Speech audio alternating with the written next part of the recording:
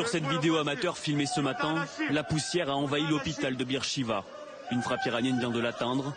Dans les couloirs, des soignants sont groggy. Je suis à Beersheva, à l'hôpital Soroka qui a été touché de plein fouet. Il tire sur un hôpital, le seul hôpital de Beersheva. C'est un hôpital où sont notamment soignés nombre de soldats israéliens blessés dans la bande de Gaza. Nous sommes ici dans l'hôpital de Soroka à Beersheva où un missile est tombé aux alentours de 7 h du matin. D'abord, j'aimerais vous montrer ce tapis de verre. Toutes les vitres ici dans cet hôpital ont été pulvérisées. Un hôpital a été touché. Il y a ce bâtiment qui est extrêmement impressionnant. On voit le toit qui s'est effondré. Pour montrer l'état de ce hall d'entrée, l'état du hall d'entrée de cet hôpital qui est absolument gigantesque, entièrement détruit. Ici en Israël, tout le monde parle d'un crime de guerre. Tirer sur un hôpital, c'est un crime de guerre. On est dans un cas de crime de guerre. Donc là, on est dans ce que vous appelez un crime de guerre.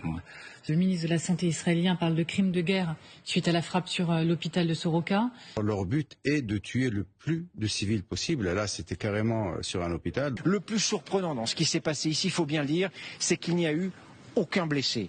Aucun blessé. Un étage entier a été pulvérisé par le missile et il n'y a eu aucun blessé. Alors des personnes choquées, en fait les personnes qui se trouvaient à cet étage, le dernier étage du bâtiment frappé, ont été déplacées hier soir en raison des menaces de l'Iran.